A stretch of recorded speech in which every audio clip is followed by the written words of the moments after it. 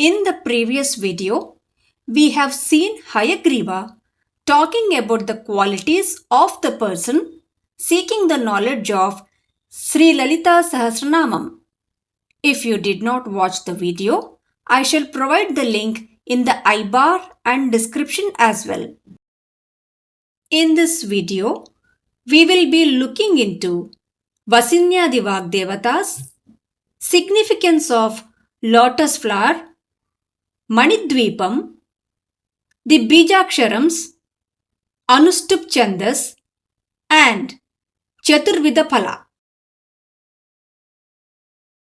Till now, we have seen that Sri Lalitha Sahasranamam is mentioned in the Uttarakanda of the Brahmanda Purana, authored by Vedavyasa.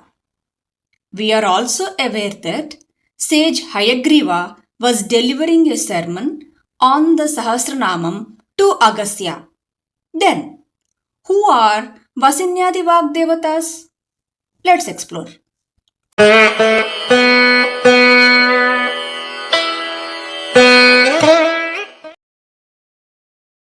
Vasinyadhi Vakdevathas are 8 in number. It is said that these 8 deities manifested from Sri Lalitha Sundari herself.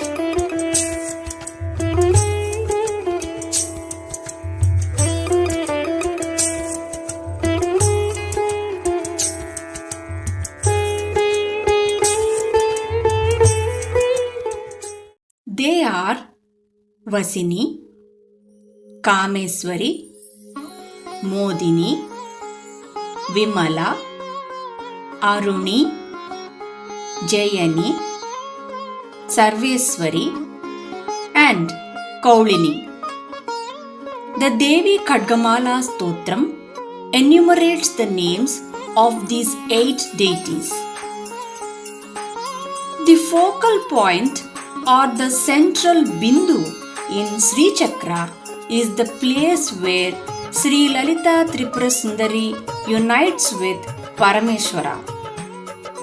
This bindu is enclosed in an inverted triangle. This is again encompassed by 8 triangles. These 8 triangles house the 8 Vakdevathas. I shall be making a separate video on Sri Chakra where I will be talking about the other triangles as well. Lalitha Sundari instructed the Vakdevathas to generate Sri Lalitha Sahasranamam for the benefit of mankind. These deities of creativity and speech reside in our body as follows: gullet, cheeks, lips, teeth, palate, tongue, an effort the body makes to speak from within, and the effort that we make outside the body for speech. The Avarana in which these Vakdevis reside in Sri Chakra is known as Sarva Rogahara Chakram. We often draw an Astadala Padmam, an 8-petal lotus, during the time of any puja and place the kalasa or deity in the center. It can be conveniently inferred that this is the Sarva Roga Hara Chakram. It is believed that the worship of Vasinyadhi Vakdevathas cures one of all his illnesses. Let us explore some more benefits of worshipping the Vasinyadhi Vakdevathas. Enhancing creativity within yourself, honing oratory skills, influencing others to work with you in a positive sense, fulfilling your desires, bringing happiness into your life, achieving victory, gaining knowledge, cultivating peace in your lives, mastering yoga, imbuing better leadership qualities, and enjoying better health. Imagine if the worship of these deities who originated from Lalitha can reap so many benefits. What extraordinary benefits would one gain by worshipping Parameswari, the Supreme Commander herself? Do you ever wonder why many of our deities are often portrayed seated or standing on lotus flowers or holding lotus blossoms in their hands? In Hinduism, the lotus holds great symbolic significance and is revered as an auspicious flower that appears in various religious and spiritual contexts. It is often associated with different deities and carries profound meanings. Purity and enlightenment. The lotus is known for growing in muddy waters but remaining untouched by impurities. Similarly, it symbolizes the purity and transcendence of the soul arising above the material world to attain spiritual enlightenment. Creation and birth. The lotus is a symbol of creation and birth, as it emerges from the murky depths of water and blossoms into a beautiful flower. This represents the birth of the universe and the divine creation. Divine beauty and grace. The lotus is admired for its exquisite beauty and graceful appearance. It is often associated with the beauty and divine grace of gods and goddesses, particularly Goddess Lakshmi, the deity of wealth and prosperity. Many other deities are also depicted seated or standing on lotus flower, emphasizing their divine purity and association with higher realms. Spiritual growth. The unfolding petals of the lotus represent the stages of spiritual growth and self-realization. As one progresses on the spiritual path, the soul unfolds its divine potential, much like the lotus blooming gradually. Transcendence and liberation. In some Hindu scriptures, the lotus is a symbol of liberation, that is, moksha and transcendence. Just as the lotus rises from the water, the soul transcends the cycle of birth and death to achieve ultimate liberation. Chakras. In yogic traditions, the lotus is associated with the chakras, which are energy centers in the body.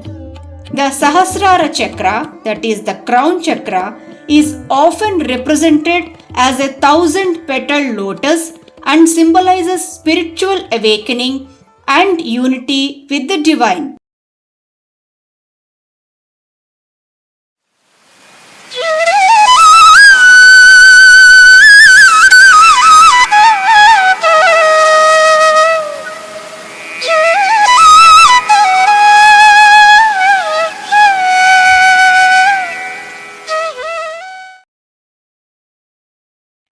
Manidvipa, the sacred abode of Devi, that is Lalitha Sahasranamam, surpasses the grandeur of Kailasa, Vaikuntha and Goloka. Also known as Sarvaloka, Manidvipa is the very essence upon which the entire creation finds its foundation. Although her presence permeates everywhere and beyond, it is symbolically centered at Manidvipa, with Maharshi Vedavyasa meticulously detailing this description to imbue mortal minds with profound conviction. In this divine realm, the residents are eternally devoted to Goddess Lalitha Devi, and they lead a life of pure bliss, free from sorrow and suffering. The island is described as an abode of spiritual evolution and divine consciousness. Bijaksharas. Bijaksharas are single syllable seed sounds that hold significant spiritual and vibrational power. These seed sounds are the essence of divine energy and are associated with various deities and aspects of the universe.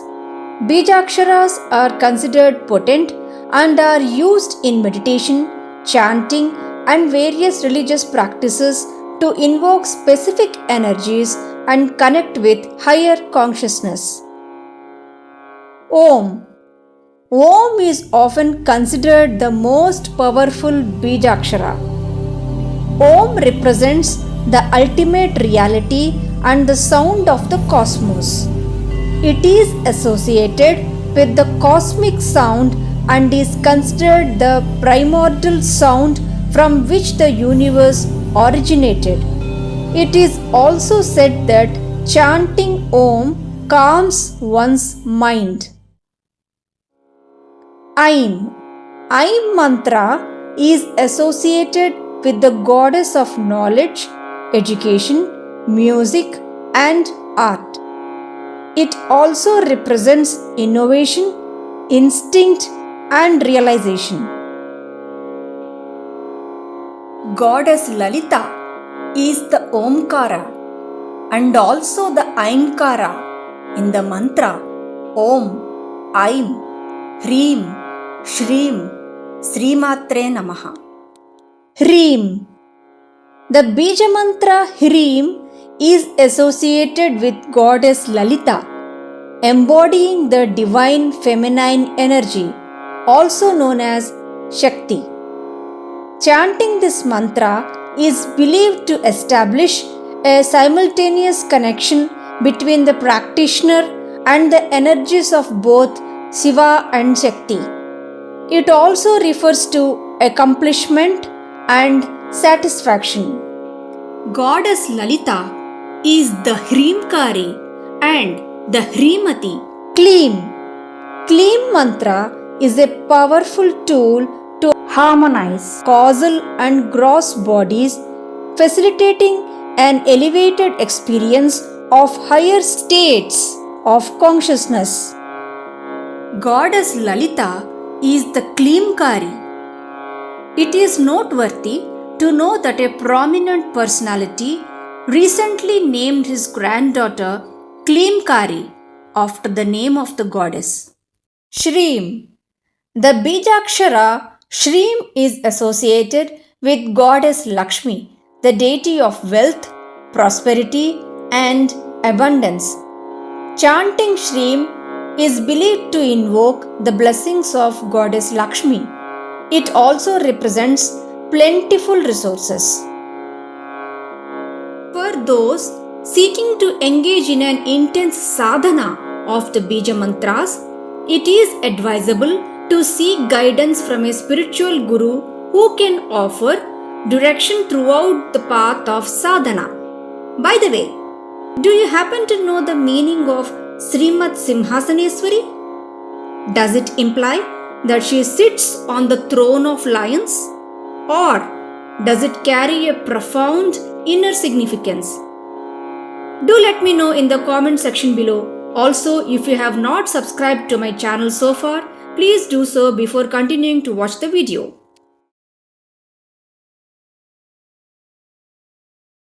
Chandas refers to the structured construction of poetry governed by well-defined rules.